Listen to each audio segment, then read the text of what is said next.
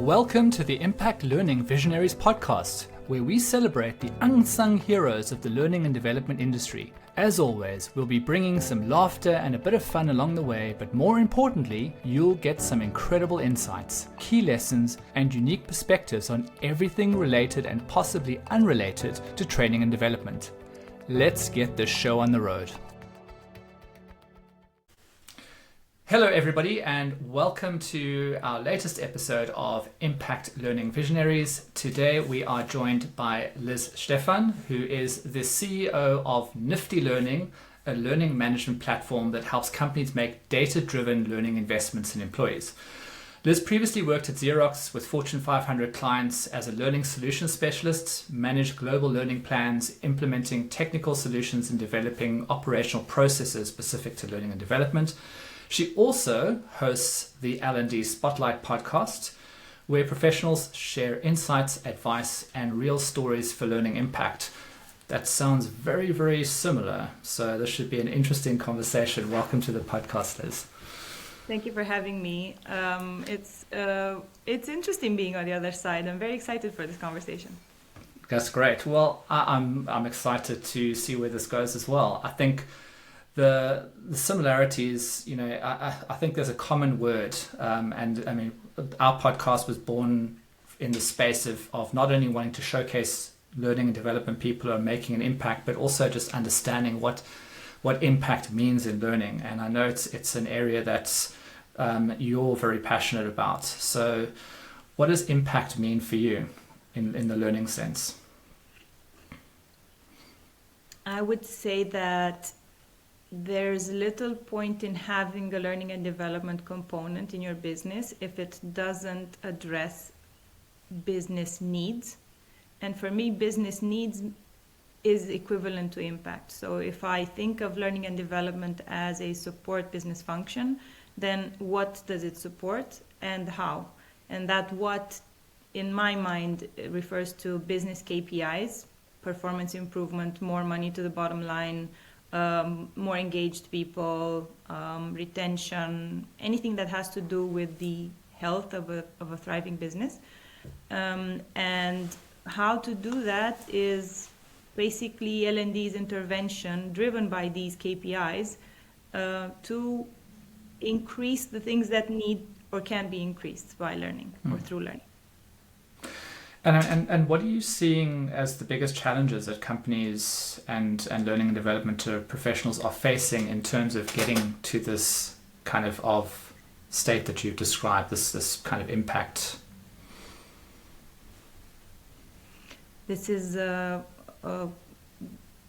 complex question, I'd say, or I think it requires a layered answer. I would say L&D has a bit of a bad rep when it comes to understanding its mission, or let's put this in other terms. L&D started out as being the place that scales a company's efforts to teach its employees something, right? And in the early days, we had e-learning, which was the scaled model of classroom training. Classroom training was there because you got someone out of university or whatever, and you taught them how things are done here, and then you sent them out to do the work. And then when that morphed into e-learning, it was the same but scaled, no more human intervention, whatever. And we kind of stewed in this soup for quite a while. And then decades later, we are now talking about artificial intelligence. There was a very long portion of L&D history about adaptive learning and how we can make learning more personalized to the individual and so on. So there's historically always been talk about creating the content and delivering it to the learner, which makes complete sense, right? That's how you have learning. I wouldn't say that there's been such a strong emphasis on what happens at the end of learning, which is when the person needs to put the knowledge into practice. And I think it's been this conversation about impact has become more important also with the recent layoffs that we are seeing, the great resignation, which has a component of I don't have enough development opportunities in my company and so on. And the issue is that it's hard for this giant industry to kind of change its direction when its inertia is so big. Its inertia around content creation, content delivery, making a great shiny experience for the learner, but forgetting a little bit about the impact. And now, because we are becoming more data-driven and it's easier to access more larger amounts of data, it's kind of becoming obvious that we haven't really been focusing on the output and the effectiveness of learning, and it's catching up very quickly, and it's putting pressure on delivering impact. So, you know, if people have been in this role for 10, 20, 30 years even, maybe they haven't been thinking about improving their data literacy skills or following up with the performance of people after the learning has happened, because historically everybody's role has been to create and deliver content. And kind of breaking this pattern of not just thinking about creation and delivery of content, but also what it produces in the end for the business, this is the thing that needs to change. It needs to start becoming something internally driven, not something that the business is asking of L&D. So, I mean, in that, obviously there's, you've just unpacked probably what could be described as a huge amount of complexity, a very daunting task, because you started talking about almost the history of learning, and this kind of big challenge with learning is how do you scale learning? How do you make learning scale, make it cost effective, which is a daunting task in its own right, because we just keep seeing new ideas and new concepts being thrown in, as you spoke about. But then also on the other side of that is holding all of that complexity in space and finding ways to make the business people in the organization understand what you're doing in the learning space that's having a direct effect on moving the needle in the organization. So there's, in your experience, and I know it's obviously more nuanced than that, because it's not just about getting them to understand, it's about the L&D person understanding as well. So in essence, you've got someone who's sitting in the middle of the organization who's got to almost understand intimately every single person's role, how they fit into this bigger machine, and how you can link that person's learning and development to the ultimate success of the business. It seems like quite a daunting task. I mean, how are you helping people navigate that? Because the learning and development person can't understand the entire organization at that level of intimacy. So there's got to be a two-way street here somewhere. I think there's a nuance here that can be, or not a nuance, but I know what you mean. And I genuinely, for a very long time, believed that it's unrealistic to expect that one learning and development person or one L&D team must bear this responsibility of understanding everybody to the point where they are helpful. Because this is what you're talking about, right? When you're talking about L&D being supportive to the organization, realistically, it means that each person being, an individual, their own identity, having their own identity with their own needs and challenges, and maybe something's going on at home, and maybe my manager isn't amazing or whatever. Everybody's learning, even in similar roles, like similar demographic, right? Similar roles, similar seniority, experience, maybe even gender, socioeconomic background, and so on. They still will have different learning needs. Expecting a learning and development professional, even in a team as small as 100 employees, right, a really small company, is still not realistic. I don't necessarily believe that L&D's role is to become that aware of everybody's specific needs. I think it's more a matter of being strategically supportive to those whose job it is to be that familiar with their people. And I'm thinking here specifically about managers. I think that I don't think that L&D needs to become this one-to-one kind of not therapist, but more like a, let's say, learning therapist, right? Where you identify everyone uniquely and you package something that is suitable to them and their performance KPIs. I think it's more a matter of enabling the organization to become a learning organization.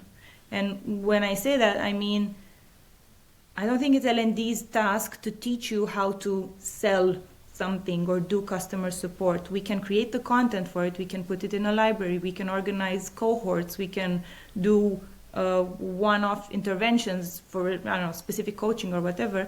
But I still think it's a matter of us learning together, learning how to ask for feedback, asking for help, how to offer feedback. Managers being aware of the vibe on the team, asking people how they're doing, observing their metrics, also while they're observing how satisfied people are, how engaged, maybe observing their own behavior, if they're being good managers or not. And I think if L&D intervenes in the things that scale, so basically when I say that, I mean help a manager help their team better, that for me is more impactful and more scalable than it is for L&D to be aware of every single individual on the team. So I think there are mechanisms that L&D can leverage and can pay attention to, so that when they build a strategy, it's not a strategy of reaching ultimately every single learner, but more impacting the entire org tree, let's say, in those points that can scale. Yeah, I've also kind of started to see that play out more, and starting to kind of, I think there was a term I kind of came across in the IT world many years ago, which I think applies more and more to just the challenges of business, is that we're moving away from being doers to being orchestrators, and understanding how to kind of work inside, like work with the kind of orchestra. In this case, it's the various functions of the business, to be able to get the most out of them. And an orchestra, like a conductor, doesn't need to essentially be an expert at every single instrument that the orchestra is playing. He just needs, or she needs, to be an expert at knowing how to get the best out of them, and how to kind of get them all to function in that kind of learning, like that kind of learning ecosystem. So I think that Sorry, could I add something here? Yes, by all means. So I was just thinking, first of all, I love the term orchestrator. I think I might steal it. Second of all, I'm thinking that the L&D role is becoming more of a project manager's role, in a sense. And I think that one important aspect of making this orchestrator role function well is also if you give people agency. So if the assumption is that learning is supposed to spoon feed everybody a tiny little bit of knowledge so that they can do the work, the assumption is that that individual needs to be spoon fed. If I flip the paradigm and I think about the individual as I'm going to give you access to resources, but you're going to use your own critical thinking, creativity, whatever, and if you get stuck, here I am, I'm here to help you, both me and your manager. That changes also the pressure put on L&D, because we're no longer talking about spoon feeding people knowledge, but rather making sure that the knowledge is clean, it's organized, easy to access, getting it in front of people when they need it, but people who do the work are the ones who pull that information, because they have ownership of their roles and they have their performance KPIs, and they are interested in improving those KPIs because that means something to their salary, their personal satisfaction, their career advancement, and so on. So this is such an interesting kind of little mini rabbit hole that we can dive down, because I think it is a bit of a contentious issue. Is I've long held the belief that having been in manager positions, having been in corporates, having kind of been on both sides of the fence, the harsh reality is that the only person who really actually cares about your career, or really has a vested interest, is you, right?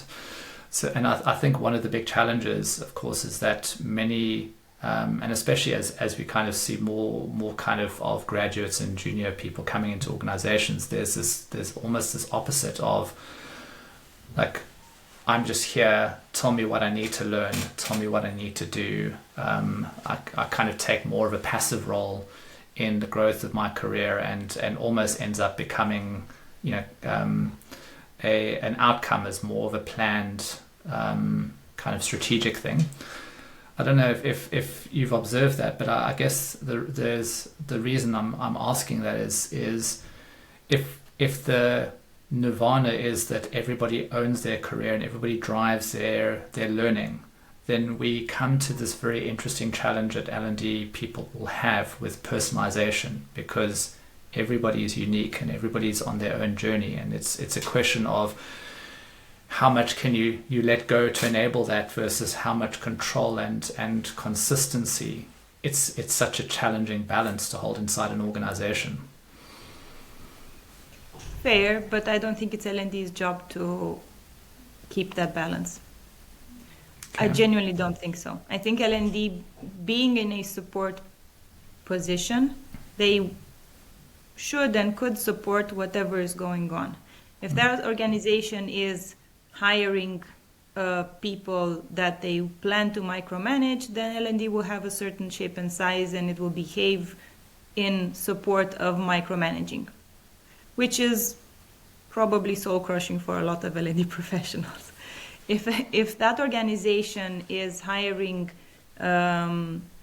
people who they empower with that agency and give them room to take risks or be creative or explore or innovate or move around positions, right, then L&D will support that and will have different patterns and behaviors. And I would say if you plan to micromanage people, then L&D's role will always be constant content delivery, very little focus on impact. I'm assuming in any case that the manager is on top of that impact all over the place. Mm. But if the people are in charge of their own performance, then impact, the way L&D observes and supports that impact is going to be a bit different. And it's funny that we arrived here. I was thinking about a post that I think Bridget Hyacinth made a while ago, where she had this kind of like a tiny little bit of outrage moment of why are companies hiring people then just to micromanage them. And I remember that I also replied something like, when you do your recruitment process, you fully expect an adult to be there because you have to have all this background and experience, and the assumption is that you're amazing. And then immediately after I hire you, I treat you as a child. I micromanage you, I observe every single aspect of your work. That's a systemic issue that L&D could help bring awareness to, but L&D can't change. That's a leadership issue, that's a different ballgame. And I genuinely don't think it's on the shoulders of L&D to fix this. I think L&D can point this out, and if you're, I guess, well, maybe this isn't the best climate to be talking about this. If this is such a bad position to be in, maybe look for a different organization that has a culture that enables you to work like an orchestrator, not like a content creator, right? But I know that not everybody's in a position to be leaving these kinds of organizations or these kinds of roles.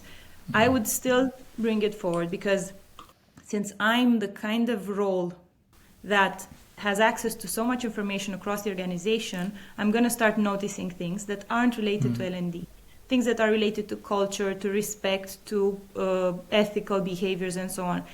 I think it is my duty as an observer to bring these forward to whoever is in charge of impacting these, most likely the leadership team, but it's the leadership team's responsibility to take action if they feel this is important. If not, that organization is probably... I think this is a great little mini debate we can have, because let me let's get a little bit philosophical here.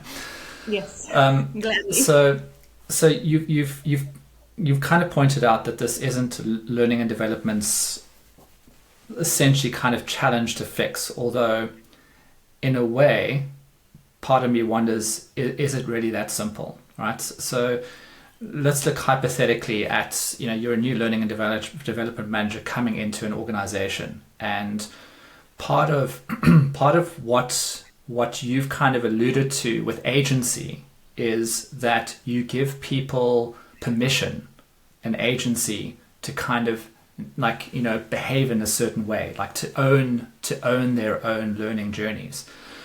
But if that's your role in learning and development, then first and foremost you're going to have a cultural challenge, because people in an organization where you've described this kind of micromanaging type of behavior, almost your first job as a learning and development manager is to create this kind of learning environment, which means that you've almost got to take on a little bit of that responsibility to say, how can I change and adapt this organization to become a learning ecosystem? How can I help the leaders in this organization understand that they need to let go more? And it's almost, learning is change, right? I mean, in simplest way, the reason you learn is so that you can adapt and change. You learn a skill, you kind of incorporate that skill, you change as a result of that skill. So you're constantly on this change journey in learning. But I can't see how, as a learning and development manager, you can kind of you aren't going to be expected, or you aren't going to feel naturally kind of responsible for creating that learning environment. Okay. So there are a couple of things to unpack here. First of all, this natural feeling of, I'm responsible for this change to happen in the organization. I think this is a typical what's that term? Savior complex. I think that if you want to do something good, you are very well free and happy. Go ahead and do it. Fine, but you can't take that out of the context of where you're trying to do good. So if you think from the bottom of your heart that this organization might benefit from a change in attitude when it comes to feedback, that's fine and dandy. Go and see if you have conversation partners, because if you don't, you will be forever alone in this fight. And you're going to feel more and more alone as you go deeper down the rabbit hole of this organization needs to change and I am the one who has to do this. I think that's one important aspect of it. And I think that we're all inherently good. We want to do good, whatever. But if the CEO doesn't care or actually thinks that maintaining some sort of silo type of work or unspoken competitive vibe, if that's their intention, you are never going to change that. And thinking about it like, I can make the change will only create frustration for you, and it will leave you feeling disappointed and just disappointed, I think is the word I'm looking for. Then another aspect of it, I know that the perception or the expectation is that L&D needs to make the change, but you can't, I don't know, like what was that joke? How many psychologists does it take to change a light bulb? And the answer is that the light bulb must want to change. So if the organization, if the people who can enable change reject it, the best thing you can do is explain why and how measurably a change might be good. But if they say no, then you are not the one responsible with enforcing any change. You're the one responsible genuinely with delivering whatever it is that they expect you to deliver to the people. And I think that this is the kind of predicament that L&D always finds itself in.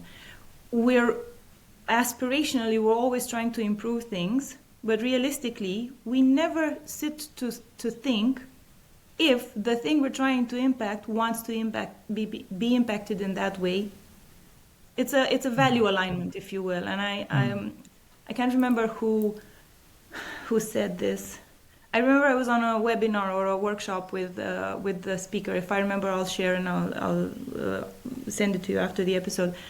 The first thing you need to check for is a value alignment. If you don't do this, you don't gauge values well, you're always going to have this gap between your expectations and the organization's expectations from you, the leadership team's expectations of you. And if you keep working in this kind of thing, most likely that gap is just going to continue widening because you're in your tiny bubble of these are my values and I want the organization to behave differently. And the organization is living fine and dandy in its own value bubble where they values other things and they care about other things. And you keep wanting to deliver to an organization who doesn't want to eat the food you're cooking. And I think once you understand the values, whether you agree with them or not, that's when you decide if you can change jobs or whatever. If you have found out what the difference, the delta between values is, and you can work with that, your job is to service the organization in the way it expects to be serviced. And it's less a matter of what you care about and more a matter of what they care about. Because this is always going to it's always going to keep L&D in a position of what's your value here? Why are you guys here? How are you helping me? You have to help them the way they need to be helped. Sure, if you notice bad behavior, harassment, whatever, these things that are really, really nasty, you should bring it forward the same way a random manager can bring it forward, the same way the head of legal can bring it forward, the same way the whoever, team leader in customer support can bring it forward. But if no one listens, then you know what choice you have to make. Yeah, I mean, I think there's parts of what you're saying that I think are just the harsh realities of, stepping into a culture, having values misalignment. Although in a few really like profound experiences that I've had in my past is I've been in environments that people would probably describe as toxic or not very healthy environments. And the people who I've most respected are the people who have challenged the status quo. And they don't have to do it in a very brash and harsh way, and basically stamp their feet and go, no, this is terrible, you guys need to be better.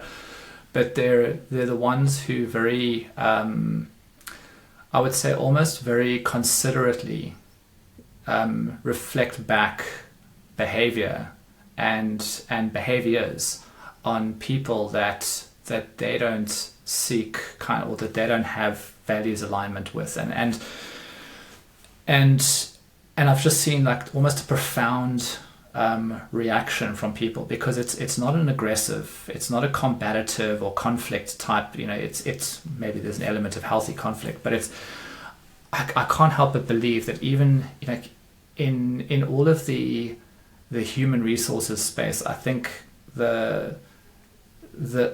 the area of the company where you could probably make the most difference in terms of changing the behaviors, aligning the values is in that side of the business, because the CEO will always want to kind of focus on the strategy, make potentially quick decisions. Some of them are great in that they get the people space, they get the learning space, and I think there's more and more awareness and appetite for that. But I can't help but feel that as a learning and development manager, and any manager in a human resources space, is your challenge is to obviously live the values of the organization. And if there is just if there's no alignment between you and the value of the organization, then you're probably just fighting a losing battle anyway. But if you can see there's potential there, but the values aren't being lived, you have a great opportunity in the kind of learning and development HR space to be able to change those and shine a spotlight on them. And of course, I know I'm probably being a little bit utopian, and I understand that there's reality versus aspiration. So I know what you mean, and I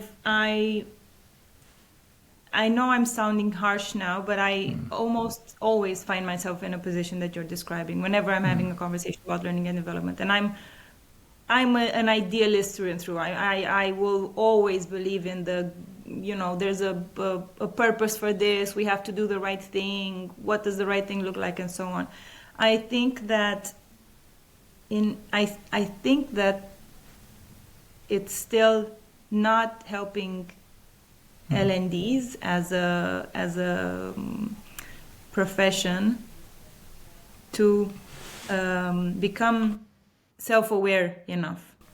I think that, so a couple of things that were going through my mind. One of them is, why is that organization hiring an L&D person?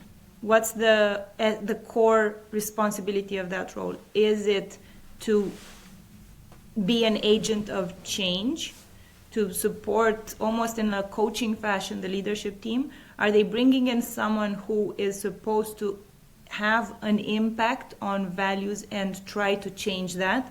In which case, buy-in from leadership is the number one thing you need to secure, and you need to have alignment on expectations, because this is going to be very painful for everybody, including the people who hired you as an L&D, to come make those changes. Many people say they want to make a change, and I also bought a gym subscription on the 1st of January, right? So this is not, it's easier to say this than it is to put it into practice. But in far more occasions, the L&D person who's brought in isn't brought in to become an agent of change. They're brought in to do some admin stuff, deliver some content, send those people to training. And when you get hired, or when you're in that role, and even now people who are in a role now and they're still kind of confused because the edges of their L&D authority are kind of fuzzy and you don't know if you're supposed to impact values or if you're supposed to just be an admin, I would still do a bit of an audit and figure out where I stand. And I think it's Bülent Douaji who works in organizational development, and he was talking to us about this value establishment and figuring out where you are. He said that this is what you need to do. You need to find your bearings, because if you want to get in a position where you are indeed this kind of consultant to the organization and you're advising them about a healthier people practice, then you need to figure out what everybody now currently understands about what's going on. If you don't know that, your efforts are going to be in vain, because you are not adapting and adjusting to everybody's understanding. Leadership thinks one thing is going on, middle management thinks another thing, and the people who are doing the work think a wildly different thing from management.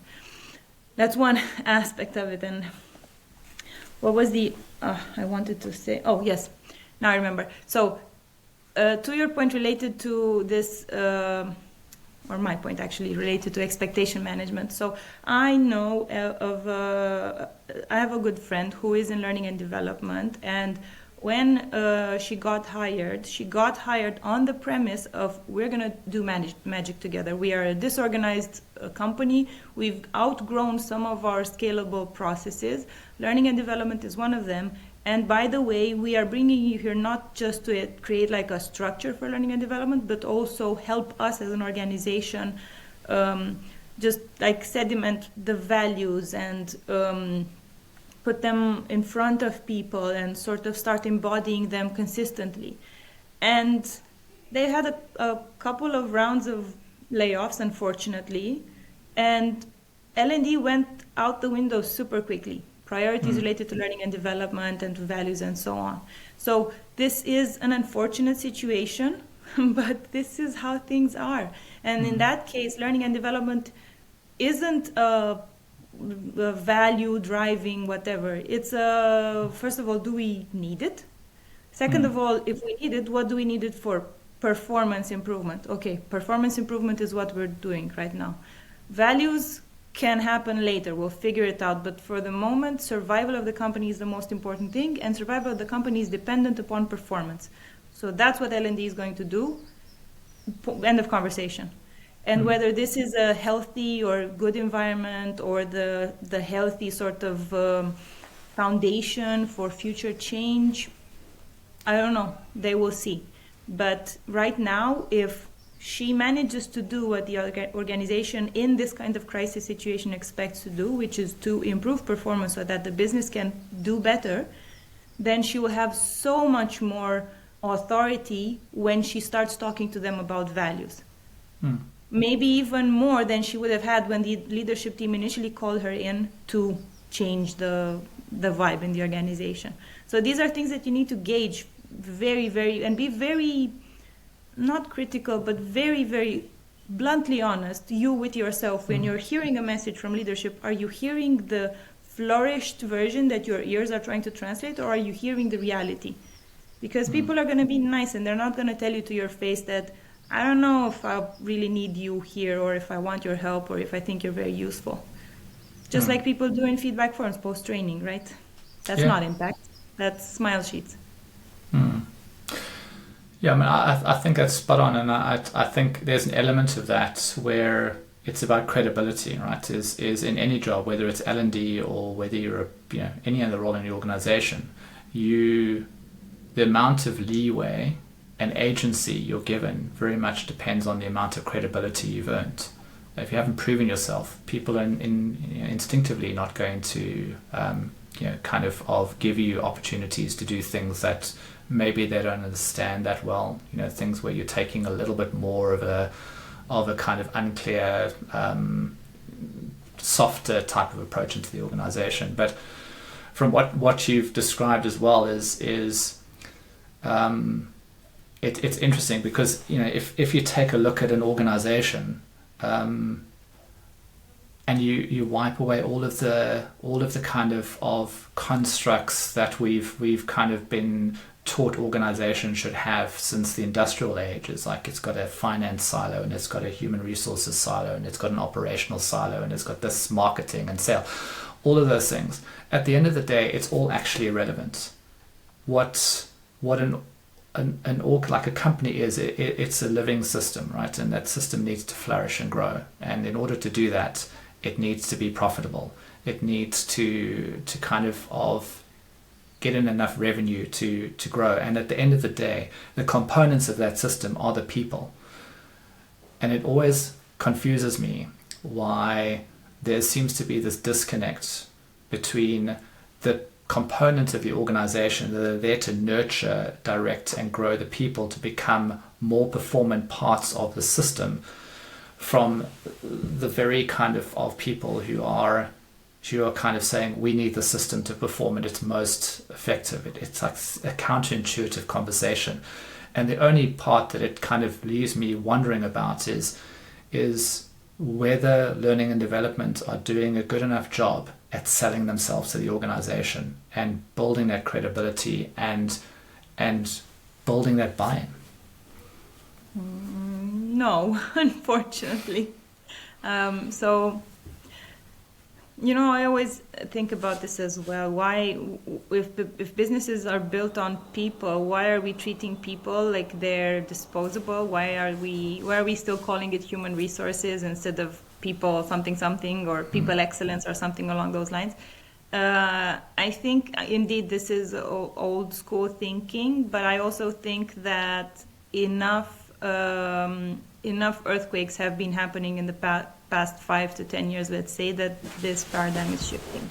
There will still be companies that will continue to treat people as resources until, I don't know, they implode, or probably they're already big enough to never die. But I think that there are companies who have started making changes ironically, with the pandemic hitting and with people leaving because they were not being treated properly. And once, I don't think we're at a tipping point yet. I think this will still take a decent number of years, but I strongly believe there will be a tipping point where, quote unquote, people will have the power. And when I say people, I mean the decency of respecting an employee, and that environment where you hire someone and you don't micromanage them because the hiring process was done properly and the person is enabled to be their own manager and so on. Now, in terms of L&D advocating for their own value, I think it's been historically hard to do this, right? Because up to a point, even leadership thought that the value of L&D is creating content and delivering it. But now we are in a moment where this is no longer an issue. There are AI course creators. You give them the knowledge in-house, it chews it up, and it spits out courses. So you can almost completely exclude an entire category of what used to be the heavier part of L&D, right? The creators, the instructional designers, the delivery personnel, and so on. Now, because that component has been covered, and it's been covered genuinely. There were course creation tools 10 years ago that could be automating 90% of the process. Now the focus is, okay, so we have all this content and we've been delivering content for 30 years, 40 years. There's an interesting quote from, I think, 1965 that says that the delivery and the content isn't the problem, it's what you do with that knowledge later that matters to the business. From Gary Rumler, I think is his name. And now, because we're also more data-driven in many other aspects of the business, L&D kind of lagging behind is now catching up and kind of like slapped in the face of, oh, okay, so the measure of my success is no longer content creation. What is the measure of my success? Oh, I should have impact. Where does impact sit? How do I measure it? Do I have access to that information? Oh, no. And while this thought process is happening, many L&D people are getting laid off. And it's hard, and I know this is a very uncomfortable position to be in. It's hard to advocate for your own value when you really don't have the data backing you up historically to say that this has been your impact, because this hasn't been the focus of the L&D function. Not consistently, I would say. Now we're talking about how do I measure impact? What is the thing that is proving that learning interventions are making meaningful change in the business?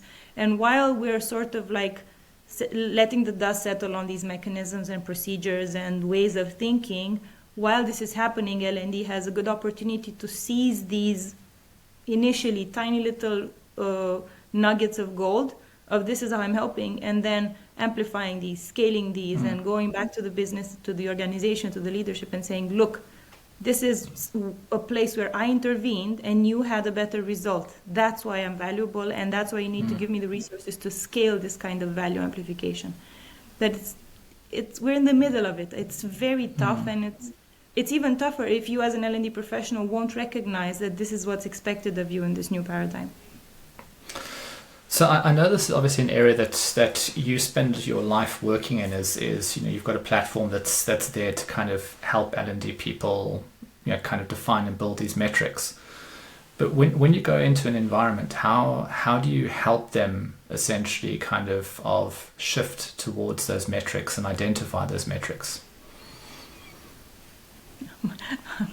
I have a silly but not so silly answer by saying no a lot of the times. So we get asked quite a lot, for example, if we can have credits for learning, and the goal is to set whatever a goal for the objective, right, for the employee, and then at the end of the year, if they haven't finished up their credits, I don't know what happens. And my immediate question to that is, are you linking that to promotions or salaries or anything? No, we're just giving them some credits because we're trying to increase whatever hours of learning, or we're trying to get them to do the mandatory stuff faster or whatever. Okay, but if there's no impact for the employee, the overworked, underpaid employee who's doing the work, do you think they're going to care about the credits? And this is uncomfortable, but it's the truth. And I'm kind of happy that we get to say no to some of these questions, because I think these are questions that some people in learning and development have not been asking themselves. Gamification, let's all gamify learning. What for? Why? Why are you gamifying learning? What's the problem you're solving? Well, no, because it's more of a engagement or whatever. Yeah, but why? And if you get people to dig deep enough in the whys, some of the whys are going to have an answer, and it's not going to be learning and development. And some of the whys are because this is how we do things, which is fine. It's perfectly fine. And for that purpose, if this is how you guys do things, if this is a, compliance-driven thing, and we just have to have the percentages high, and I need 7 reminders instead of 5, fine, you get 7 reminders because that's the thing that you consider of value. But if there is a conversation partner who can go back to the leadership and say, why would I be building credits for learning if these are not going to be part of a performance process or anything? It's good. It's a good sign, right? Because that means that the person is figuring out what maybe they historically considered to be useful or interesting or helpful in learning, but it's changing a little bit their understanding and their expectations from what they're supposed to deliver.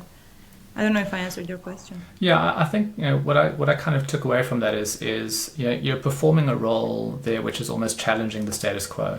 Is you're kind of pushing past the kind of ideas that people get excited about, which are very easy, like gamification's like really nice and fluffy and but the problem with gamification is if you haven't actually figured out the real reason or the problem you're trying to solve, all gamification is going to do is expose the fact that you haven't done that even quicker.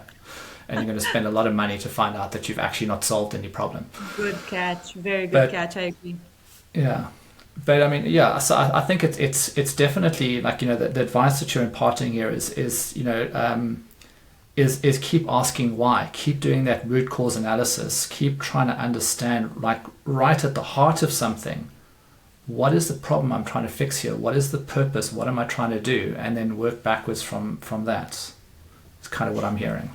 Yes, so I just had a tiny aha moment. Just recently I was speaking to Kevin Oster of Synthesia, and he was, we also had a podcast episode together, and we were talking about the product of learning and development. And when I say product, I mean in the same way you and I have products that we are selling, right? We are vendors targeting a specific audience, and our goal is to bring value to that audience so that they give us money, because this is what we're building. When I say that L&D is also building a product, they're selling their product for time and attention of employees taken away from their day-to-day work. So investing an hour in learning that's coming from you, the L&D professional or the L&D team, should give me back not just my hour of what I'm doing with you, so the cost of opportunity for having missed an hour of work, but also extra stuff, ideally multiplied in the future, because I've learned something new that's going to enable me to do better. So then the L&D product should have in mind the value that is brought to the target audience. That's why you need to go to the target audience, to the people, to their managers if you can't speak to the people, to the leadership if the leadership is the one who wants to set the direction and the performance criteria.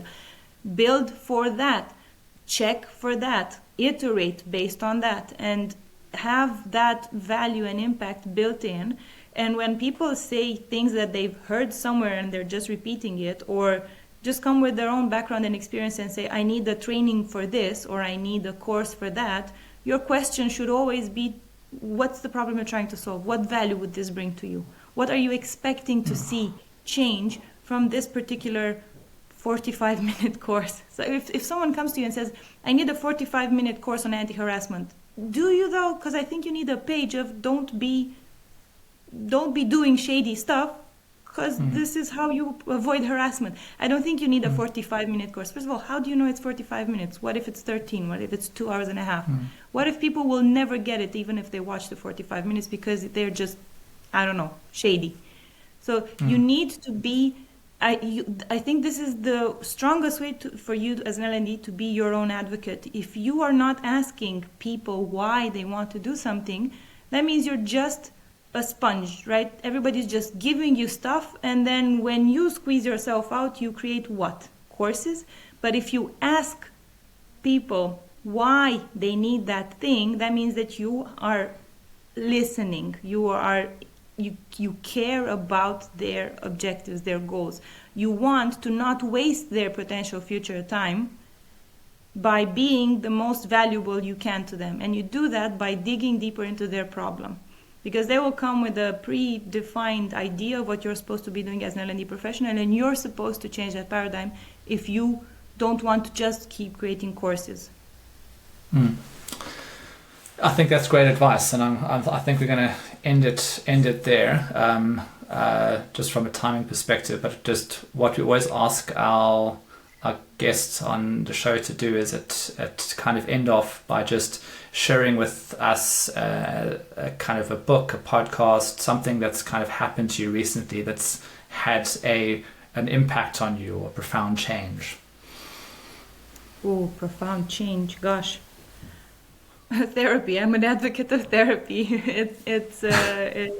it cleans up the mirror, and then once you see yourself, you can start making changes. I think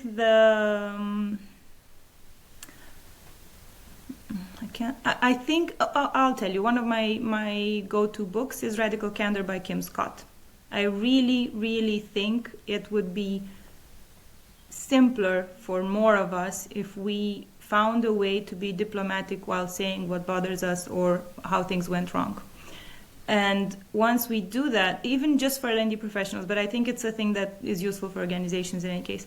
But if you are having a tough time reconciling your internal values and the space that you're in, I think just reading through Radical Candor or listening to, because it's narrated by the author and she's amazing, just listening to the book or reading the book is going to empower you to call out things that aren't okay in a way that isn't hurtful, in a way that's focused on making things better, and at least it brings more transparency and honesty to a difficult conversation.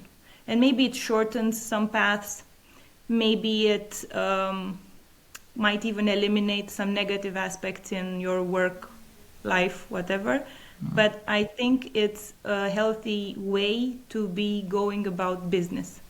Because if you think about it, the business isn't here to be emotional about everybody in the organization. The business is here because it needs to thrive. So that means that keeping lines straight and as short as possible is probably going to be the most effective way to make change happen, I would say. Brilliant. Great book. Yeah. And love Kim Scott's book as well.